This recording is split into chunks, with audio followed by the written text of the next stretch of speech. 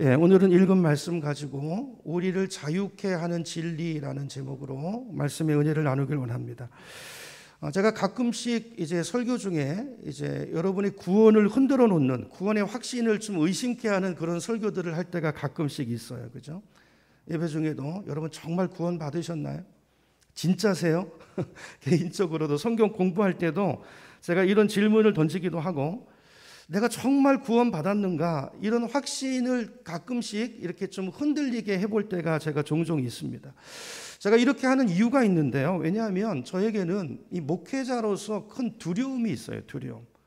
그게 어떤 두려움이냐면요, 여러분들과 함께 같이 신앙생활하고 믿음생활 하다가 나중에 하나님 앞에 설 때가 있잖아요. 나중에 천국 갔을 때 그 중에 이 자리에 계신 분 중에 한 분이라도 거기 안 오시는 분이 있으면 어떡하나.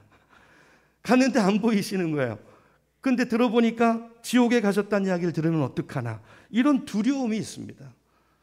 이게 목회자들이 갖고 있는 두려움이에요. 두려움. 여러분들도 여러분 가족 식구들에 대해서 이런 두려움들, 안 믿는 자녀나 배우자 있으면 그런 두려움 있지 않습니까?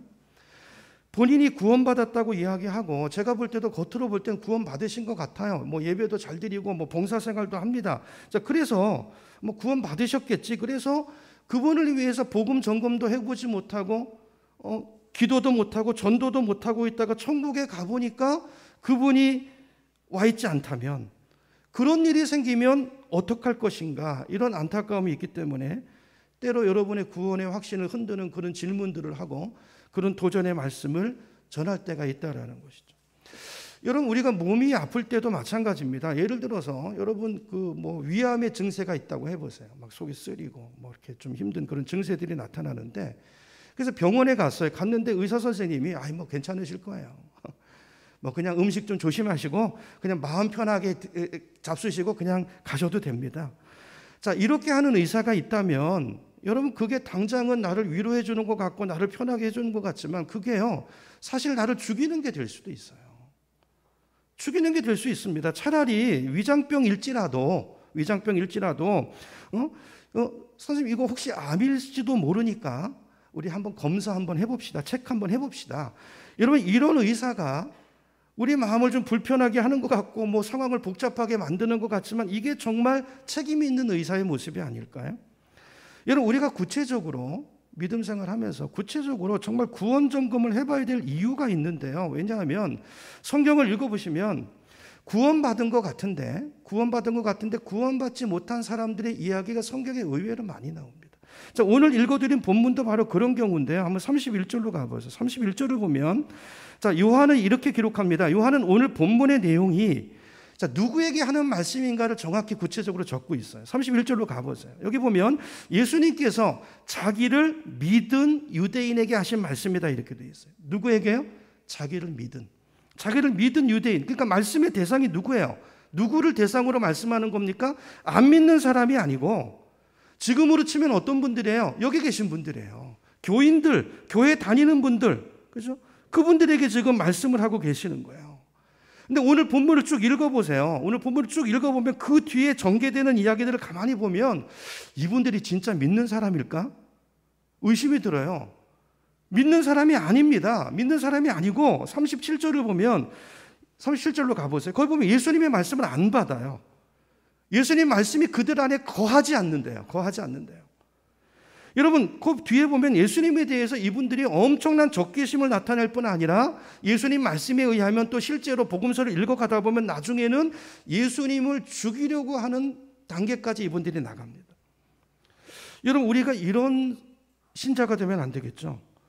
자, 우리가 이런 부류의 사람이 되지 않기를 바라는 마음이 있기 때문에, 자, 이런 말씀들을 통해서 우리 신앙을 정확하게 점검해 봐야 된다는 것입니다. 신앙은 감정이 아니고 느낌이 아니고 말씀으로 말씀으로 진단을 해봐야 된다. 내가 정말 믿는 것인가? 믿는다는 게 무엇인가? 여러분, 오늘 본문은 자, 예수님께서 이런 사람들에게 소위 믿는다고 하는데 주님이 볼 때는 가짜예요. 아니에요. 자, 그런 사람들을 놓고, 자, 너희들이 정말 믿음을 가지려면, 참 제자가 되려면 어떻게 해야 되는가? 무엇이 문제인가를 오늘 그들에게 가르쳐주고 계시는 본문이 오늘 말씀이에요. 자, 믿는 사람이라고 돼 있는데요. 31절에 주님이 가만히 보니까 자, 사람들이 자기를 막 따라다니고 나 믿어요 이러면서 막 몰려드는데 주님이 가만히 그들을 보니까요. 믿는 게 아니에요. 안 믿는 거예요. 우리 요한복음 6장으로 한번 가보겠습니다. 2장 앞으로 가서 요한복음 6장 몇 절을 보시냐면 26절을 한번 보세요. 자, 6장 26절에 보면 이게 오병이어의 사건 이후에 일어난 일이에요. 사람들이 너무 많이 몰려드니까 예수님께서 어떻게 합니까? 제자들을 먼저 보내고 건너편으로 가잖아요. 자, 몰래 가셨는데 근데 사람들이 거기까지 쫓아왔어요. 25절에 보니까 바다 건너편에 와가지고 사람들이 랍비 언제 여기 오셨습니까? 자기들은 보지 않았는데 혹시나 해가지고 왔더니 예수님 거기 계시니까 거기까지 온 거예요. 자, 그 사람들을 향해서 예수님 뭐라고 말씀하시나 보세요. 26절에 보니까 자, 예수께서 대답하여 이르시되 내가 진실로 진실로 너희에게 이르노니 너희가 나를 찾는 것은 표적을 본 까닭이 아니요. 무슨 말입니까? 표적을 봤다는 말은 그 행하시는 일을 통해서 아, 예수가 그리스도구나, 이분이 하나님이시구나, 그 믿음 때문에 온 것이 아니고, 말은 믿는다고 하는데 그게 아니고 떡을 먹고 배부른 까닭이래요. 그들의 삶의 필요를 채우기 위해서 내 유익 때문에 주를 쫓고 그걸 믿는다고 말하는 거예요. 우리가 그럴 때 많죠. 은혜 받았습니다. 은혜가 뭐죠? 그 은혜 받았다는 말을 가만히 보면 자기 마음에 드는 말씀이 왔을 때 우리는 그걸 은혜라고 해요. 여러분, 예수님께서 오늘 본문으로 다시 가보시면 자, 이런 사람들을 향해서 주님이 말씀하시는 거예요. 진짜 믿는 게 뭔지, 예수님이 제자로 산다는 게 뭘 말하는 것인지, 예수님을 따른다는 것은 뭘 말하는 것인가를 이제 오늘 본문을 통해서 가르쳐 주시는데요. 자, 31절로 가봅니다. 31절에 보니까 이렇게 얘기하세요. 너희가 내 말에 거하면, 누가 저 제자인가? 너희가 내 말에 거하면 그 사람이 참으로 내 제자다, 이렇게 말씀하세요. 누가 제자라고요? 예수님의 말씀에 거하는 사람이에요. 거하는 사람. 그럼 거한다는 게 뭐죠? 뭐가 거하는 것입니까? 여러분, 거하는 것은 주님의 말씀을 듣고 아, 맞아, 맞는 말씀이야, 좋은 말씀이야, 고개를 끄덕끄덕하고 이렇게 지적인 동의를 하는 것이 거하는 것이 아니고요. 거한다는 것은 말씀이 왔고 동의가 되면 그 말씀대로 사는 것을 말하는 거예요. 그 말씀에 거한다는 것은 그 말씀을 실천하는 사람을 이야기하는 거예요. 듣기만 하는 자가 아니라 청종하는 사람이에요. 여러분, 왜 들으시죠? 말씀대로 살기 위해서 들으시기를 축복합니다. 그게 거하는 것입니다. 거하는 것. 여러분, 이게 진짜 신자와 가짜 성도를 가르는 기준이라는 것입니다. 예수님이 얘기하십니다.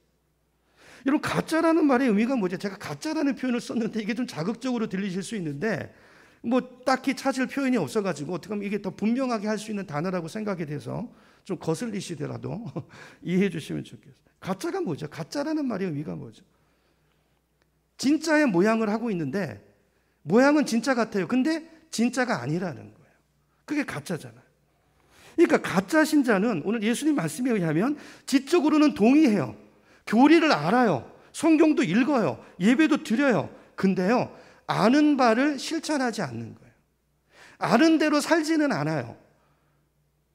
아는 것과 고백과, 신앙 고백도 하시죠, 여러분. 고백과 삶이 따로 놀아요. 세상에서도 그렇죠. 말 다르고 행동 다른 사람.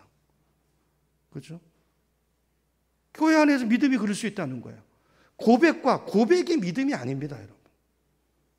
삶이 믿음이에요. 삶이 믿음이에요. 물론 그럼 진짜는 그럼 완벽하게 말씀대로 사는 거 아니, 그걸 말하는 건 아니에요. 진짜라고 해서 여러분 완벽한 삶을 살지는 못합니다. 그러나 뭐가 차이냐면요, 주님께 들은 이 말씀을 들었잖아요. 그 말씀을 거한다는 게 뭐냐면 듣는 데서 그치는 게 아니고 어떻게 하든지 그 말씀에 거하려고 애를 쓰는 거예요. 거하려고. 이 말씀이 아멘으로 받아졌으면 이 말씀을 살아내려고, 이 말씀대로 신청하고 이 말씀을 내 삶에 적용하려고, 이게 말씀 안에 거하려고 애쓰는 사람이죠. 이 사람이 내 제자라는 것입니다.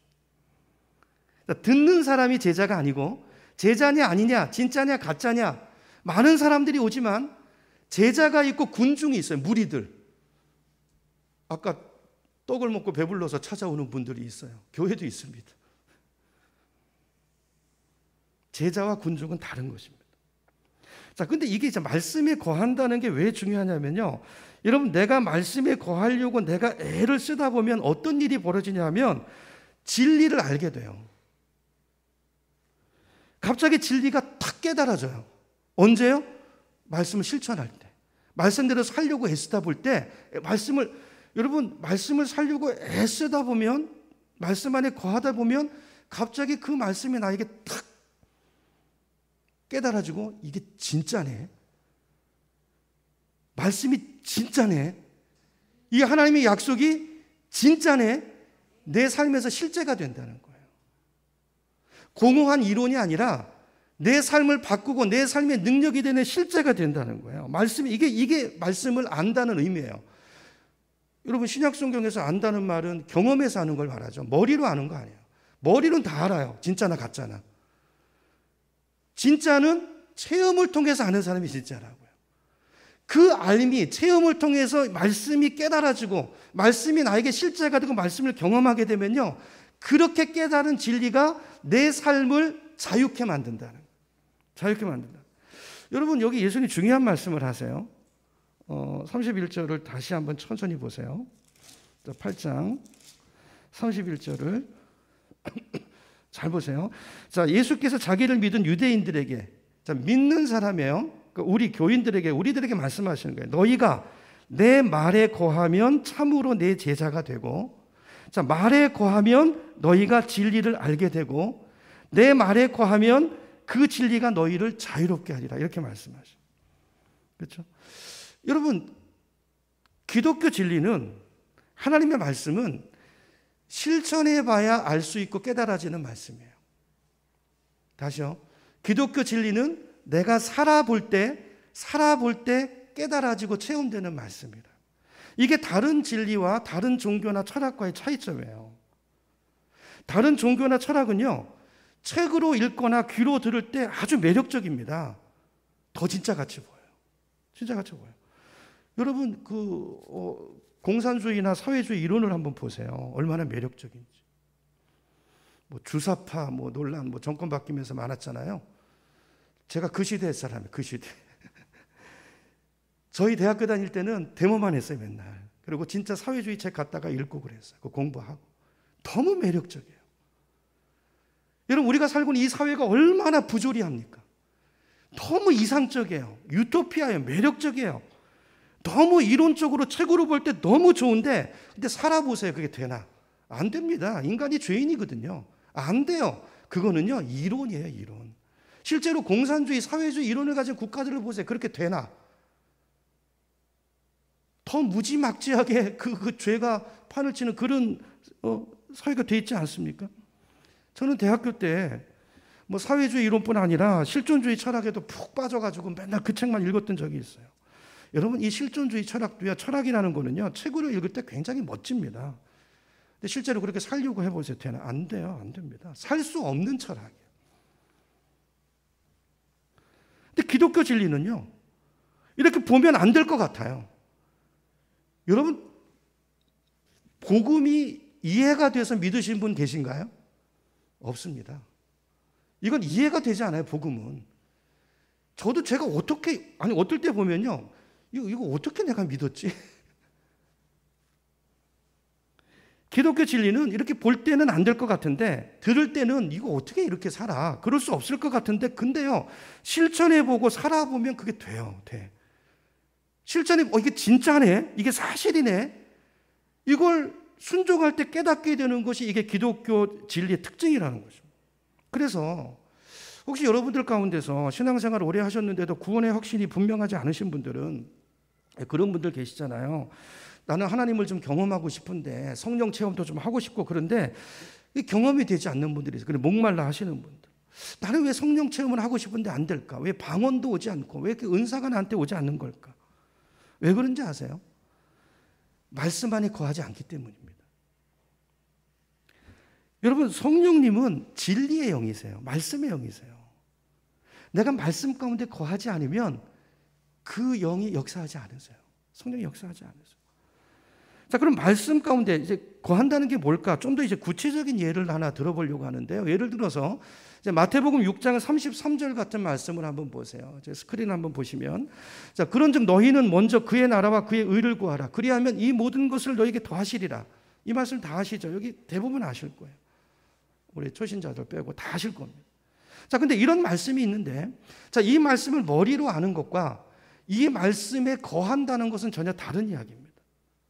자, 이 말씀이 있어요. 6장 33절 이 말씀에 거한다는 것은 어떻게 하는 게 거하는 것이죠? 여기 보니까 먼저 그의 나라와 의를 구하라. 그리하면 어떠리라가 있잖아요. 이 말씀대로 한번 살아보는 거예요. 먼저 그의 나라와 의를 구해보는 것입니다. 실생활 속에서. 그게 거하는 거예요. 여러분, 이렇게 사는 것이 현실의 삶 속에서 먼저 그의 나라와 의를 구하는 삶을 산다는 것이 이게 쉬울까요? 어려울까요? 안 쉬워요, 여러분. 말씀대로 사는 게 생각처럼 안 쉽습니다. 예를 들어서 내 수입이 지금 200만 원밖에 안 되는데 어떻게 먼저 그의 나라와 의를 구해요? 지금 교회에서 건축을 하고 있어요. 예를 들면 헌금을 해야 되고 그 11조도 해야 되는데 수입이 200만 원밖에 안 되고 당장 애들 공부도 시켜야 되고 공과금 내야 되고 자동차 할부금도 내야 되고 월세도 내야 되고 내 코가 석자인데, 이런 말씀이요 보통 사람들한테 짐이 됩니다. 짐이 돼요. 짐이 돼요. 볼 때는 이건 뭐 택도 없는 말씀인 것 같고, 이론적으로는 안 될 것 같은데, 근데요, 이렇게 한번 살아보세요. 해보세요. 그러면 이 말씀이 진짜네? 아니, 먼저 그의 나라 의를 구하라. 그러면 모든 것을 채워주신다? 더해주신다? 실제로 그럴까? 진짜구나라는 것을 깨닫게 된다는 것입니다. 아니면 이건 성경 말씀 아니에요. 여러분, 하나님의 말씀은 진리예요, 진리. 근데 이 진리는 어떻게 깨달아진다고요? 거할 때. 그 말씀에 거할 때. 거한다는 게 뭐라고요? 살아볼 때, 실천할 때. 내 삶을 거기에 던질 때 그 말씀이 내 안에 진리가 된다. 실제가 된다는, 사실이 된다는 것입니다. 여러분, 해보면 안 될 것 같은데, 그러다가 아니 먼저 그의 나라와 의를 구했는데 안 채워주시면 우리 애들 학비는 어떡하고? 걱정이 있잖아요. 던지면 이게 믿음이잖아요. 근데 하나님은 채워주시는 놀라운 은혜들을 경험하게 돼요. 그래서 이 말씀이 뭔가를 알게 된다는 거예요. 여러분, 머리로 아는 게 아니고, 자, 이렇게 경험해서 진짜구나, 이게 진리를 아는 건데, 자, 이렇게 아는 진리가 내 삶을 자유케 한대요. 무엇으로부터요? 세상의 염려로부터. 여러분, 200만 원 그거 여러분 가지고 산다고 해도요, 여러분 놀랍습니다. 먼저 그의 나라와 의를 구한다고 그게 줄어들지 않아요. 참 이상해요. 놀랍게 채워주세요. 저희도 늘 그걸 경험하고 삽니다. 늘 경험하고 살아요. 저희 미국도 어떻게 갔다 왔는지 모르겠어요. 제 아내가 그래요. 기적이라고. 돈이 없었어요.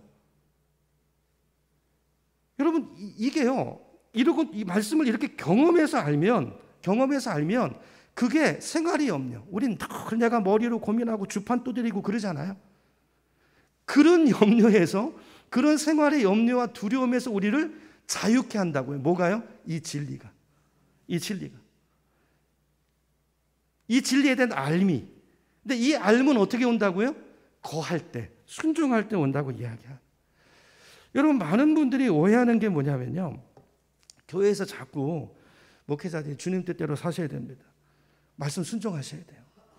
집사님 제자훈련 받으셔야 돼요. 그러면요, 구속감을 느끼세요. 저 목사가 또 왜 그러나. 짐스럽게 느껴지고, 그죠? 도망 다니는 분들 많으세요. 제가 우리 교회 와서는 안 그러지만 담임 목사 자리랑 부목사 자리는 다르더라고요.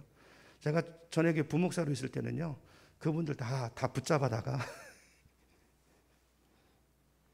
여러분, 이게 구속입니까? 여러분, 힘들라고 하는 겁니까? 아닙니다. 정반대예요. 여러분, 왜 하나님께서 우리가 당신의 말씀대로 계명대로 살기를 원하실까요?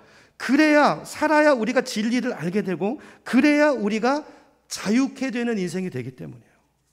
자, 그러면 이제 몇 가지 예를 들어 볼게요. 우리가 무엇으로부터 자유롭게 된다는 얘기인가? 이거는요, 우리 생활 속에서도 이런 예는 얼마든지 들 수 있어요. 여러분, 이 진리의 반대말은 거짓이잖아요. 여러분, 인간관계에서도 거짓말 한번 해보세요. 거짓말하고 사는 사람은요, 머리도 좋아야 돼요. 진짜도 알아야 되고 거짓말도 알아야 되고 또 이 사람한테 한 말도 기억해야 되고 상황에 따라서 대처해야 되니까. 근데 거짓말을 한번 하게 되면 그 거짓말이 계속 거짓말을 낳아요. 거기에 얽매입니다. 이게 얼마나 부자유스러운 삶이에요. 근데 고백하고 커밍아웃 하잖아요. 그러면 그게 그 사실이 그 진리가 내가 고백한 진리가 나를 그 순간부터 자유케 만든다. 이런 예들은 얼마든지 있죠. 자, 그것뿐만 아니고 자, 무엇으로부터 주님께서 무엇으로부터 우리를 자유케 하시려고 하는 건가? 뭐 여러 가지 이야기를 들 수 있겠지만 뭐 한 두세 가지만 시간 되는 대로 말씀을 드리려고 하는데요. 첫 번째는 죽음의 공포로부터 자유입니다. 사람들이 다 죽음을 두려워해요.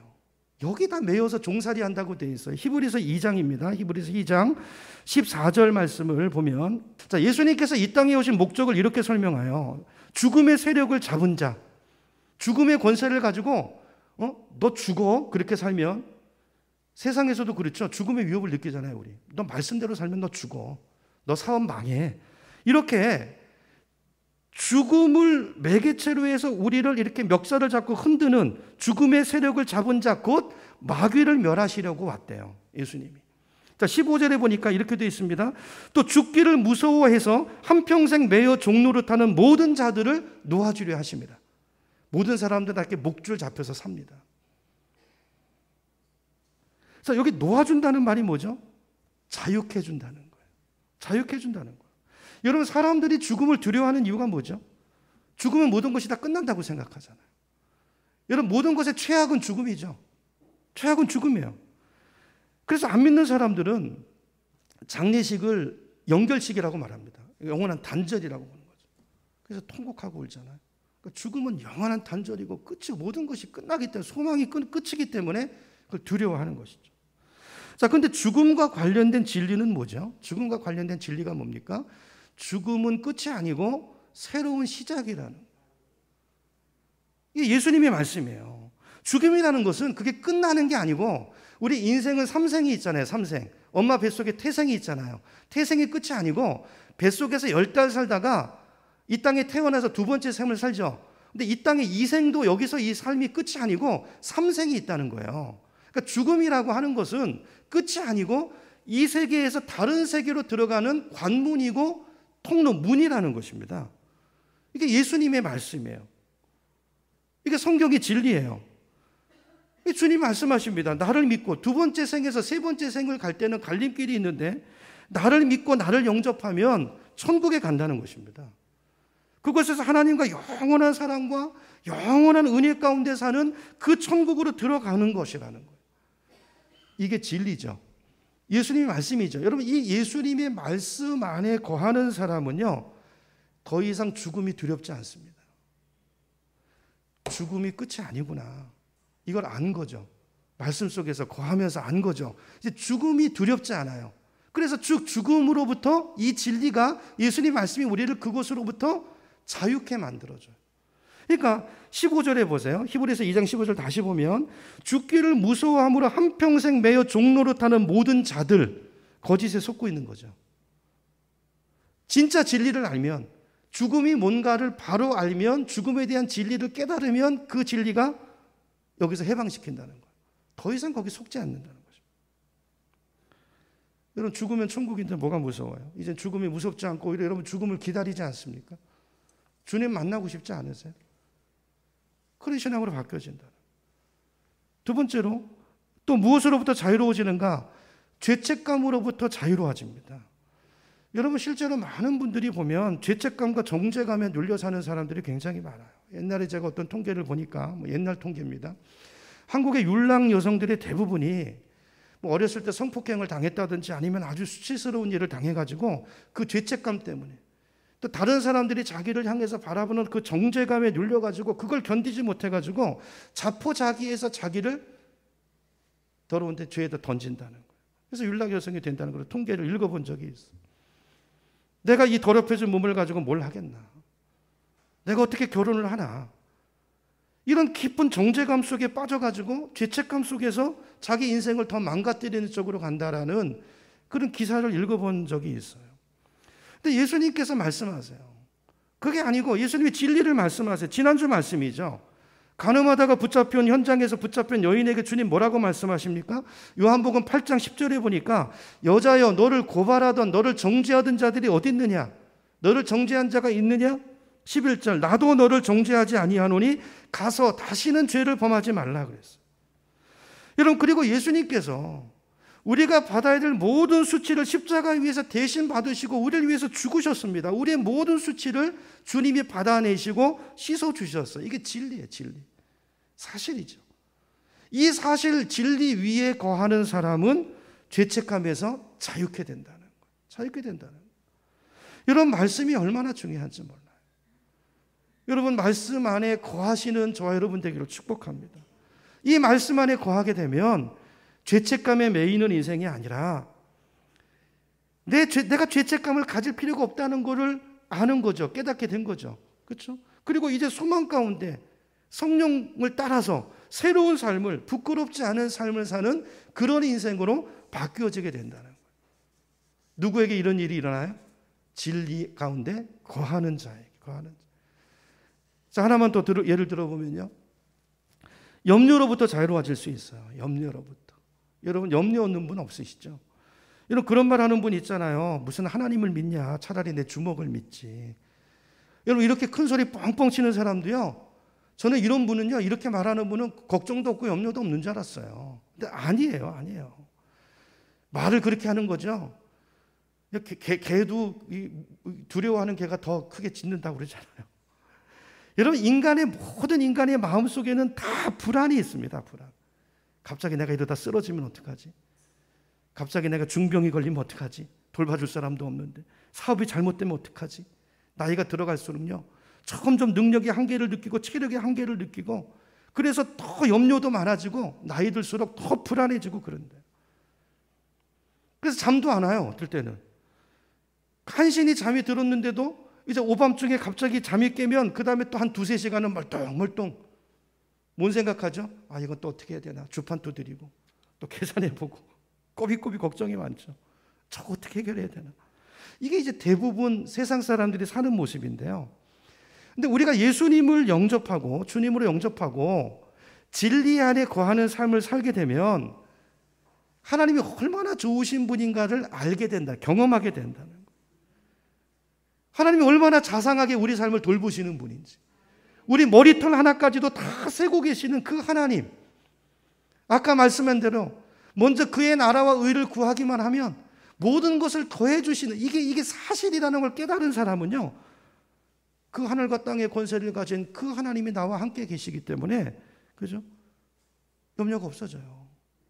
그리고 하나님이 내 인생의 주인이구나, 내가 주인이 아니구나, 이 진리를 깨달으면요, 염려가 사라져요. 내 인생이 주님께 맡겨지고요, 자식 문제도 맡겨지고요, 사업 문제도 맡겨지고요, 그죠? 그 다음부터는 머리를 대자마자 잠이 와요. 2다리 쭉 뻗고 자는 그런 인생, 염려로부터 자유케 되는 인생이 된다는 거예요. 뭐가요? 진리가 우리를 자유케 한다는 거예요. 진리 안에 거할 때 그런 자유가 우리 영육 안에 임하게 된다는 것입니다. 정리하면요, 자, 이런 삶을 살려면 어떻게 된다고요? 말씀을 듣기만 하면 안 되고요, 말씀에 거하는 사람이 되어야 된다. 그렇죠? 거하는 사람이 되어야 된다. 여러분, 금년 한 해 남은 기간 동안에 말씀 안에 거하심으로 성경 66권에 얼마나 놀라운 말씀들이 많은지 몰라요. 그 말씀들을 다 깨달아 체험하시고 진리가 주는 그 자유를 놀랍게 누리시는 여러분의 삶이 되기를 축복합니다. 자, 예수님께서 이렇게 이제 자유 이야기를 하시니까, 자, 거기 사람들이 어떻게 반응하냐면요, 32절로 가보세요. 32절에 보면 이제 진리를 알지니 진리가 너희를 자유케 하리라 그러셨잖아요. 자, 그러면 어떻게 반응하면 되죠? 아멘 그러면 되잖아요. 여러분 그러시죠? 아멘 하면 되는데, 자, 이 사람들은 어떻게 하냐면 따지고 들어요. 33절로 가보세요. 그들이 대답하되 우리가 아브라함의 자손이야. 날 어떻게 알아? 그 말이죠. 남의 종된 적이 없는데 어찌하여 넌 나보고 자유롭게 되라 하느냐? 나 어떻게 알아? 나 이런 사람이야. 자존심이 상한. 내가 유대인이고 아브라함의 후손인데 우리 보고 자유롭게 되라고? 그럼 지금 내가 자유롭지 않단 말이야? 여러분, 자존심이요, 교만이요, 하늘을 찌릅니다. 여러분, 사실 유대인들은요, 다른 민족의 지배를, 우리나라 한민족의 역사가 비슷해요. 정말 전쟁도 많고 다른 민족의 지배를 받았던 경험이 많은 민족이에요. 모세 때는 어디 지배를 받았습니까? 애굽의 종노릇했잖아요. 그렇죠? 또 바벨론의 포로가 되기도 했고 예수님 당시만 해도 로마의 통치 밑에 있을 때입니다. 자, 그런데 이렇게 유대 사람들이, 유대 나라가 많은 나라에게 억눌림을 받고 지배를 받은 역사가 있지만, 그럼에도 불구하고 유대인은요 한 번도 하나님을 포기한 적이 없어요. 다른 민족의 지배를 받아도 정치적으로 지배를 받았지 그들의 정신은, 그들의 신앙은 하나님을 포기한 적이 없어. 나는 한 번도 다른 신에게 무릎을 꿇은 적이 없어. 이게 이제 유대인의 자부심이고 유대인의 자랑이었어. 그래서 그들은 나는 자유인이야, 이렇게 생각하고 있었는데 예수님께서 너희들은 자유로워져야 된다 이렇게 말씀하니까 기분이 나빠진 거예요. 자존심이 상한 것입니다. 자, 이 말씀을 보면요, 이 사람들은 지금 뭐의 종이 되어 있는 거예요? 자존심의 노예가 되어 있는 거예요. 교만의 노예가 되어 있는 것입니다. 자, 그래서 예수님께서 34절로 가보세요. 34절에 보면 이렇게 말씀하세요. 예수께서 대답하시되 진실로 진실로 너희에게 이르노니 죄를 범하는 자마다 죄의 종이다 그랬어요. 너희들은 지금 너희가 자유인으로 착각하고 있지만 너희들은 지금 죄의 종이야. 죄에 붙들려서 살고 있어.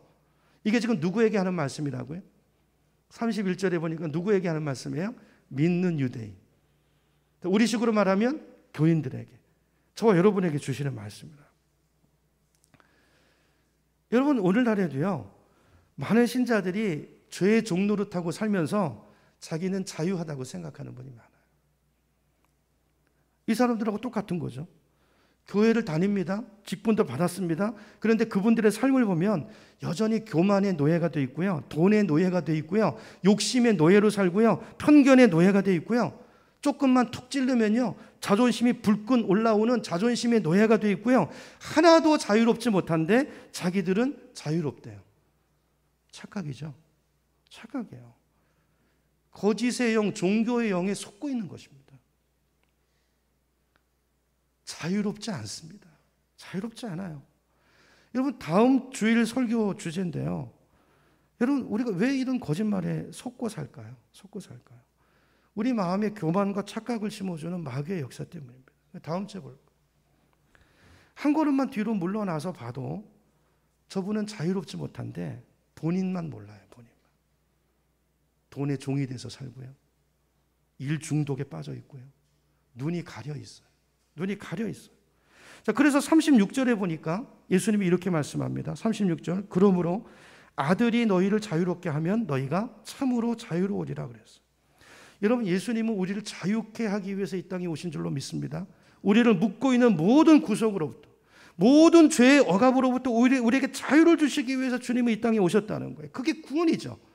그게 구원이에요.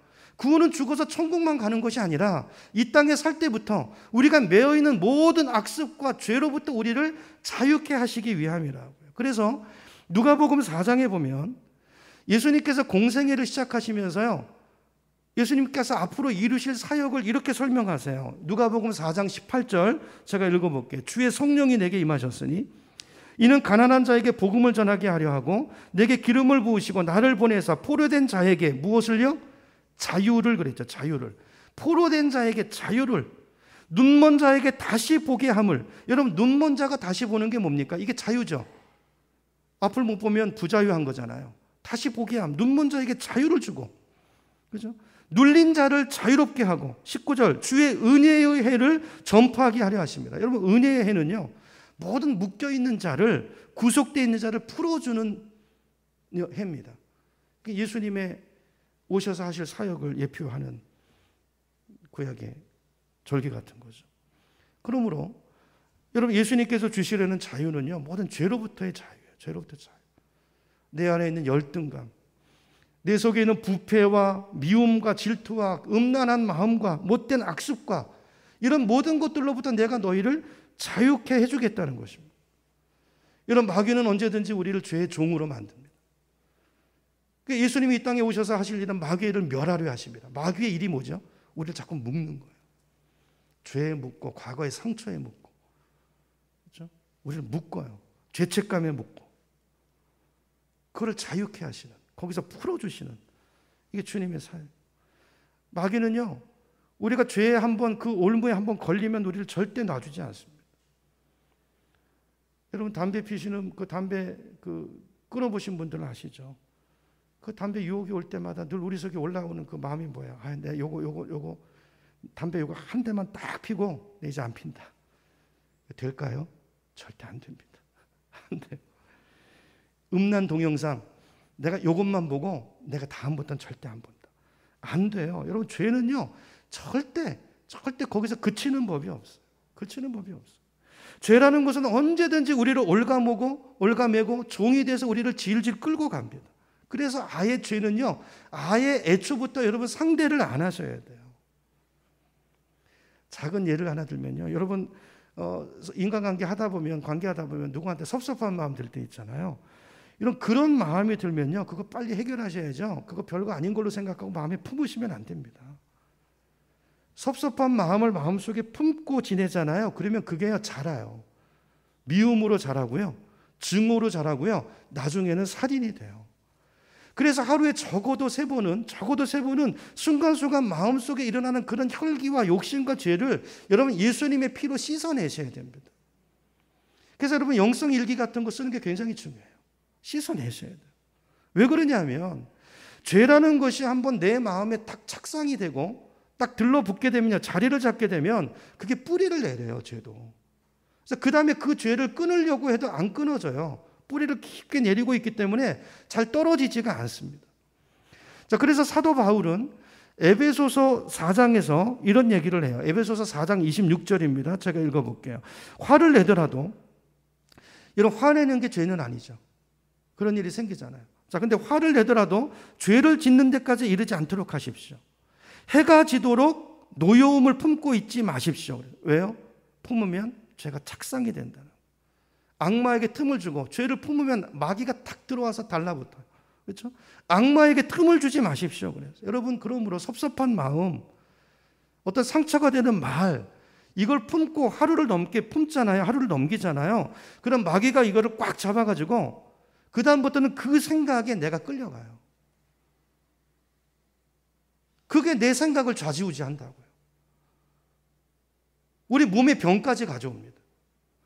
여러분, 그래서 회개가 굉장히 중요해요. 회개는 어떤 특별한 일이 있을 때만 하는 것이 아니고 매일 하는 것입니다.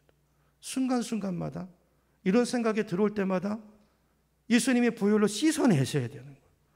그러지 않고 그거를 용납하게 되면, 그걸 품고 있게 되면 작은 것이 큰 것으로 자라요. 조그만 교만이 엄청난 교만이 되고요, 조그만 욕심이 엄청난 탐욕으로 자라고, 그것이 나중에 우리를 질질 끌고 가요. 거기에 매여서 헤어나오지 못하는 상태가 돼요. 여러분, 이런 데서 우리를 자유케 하시기 위해서 예수님이 오신 줄로 믿으시기 바랍니다. 여러분, 우리 여러분 예수 이왕 믿는데 여러분 이런 자유를 맛보고 자유를 누리는 인생이 되어야 되지 않겠습니까?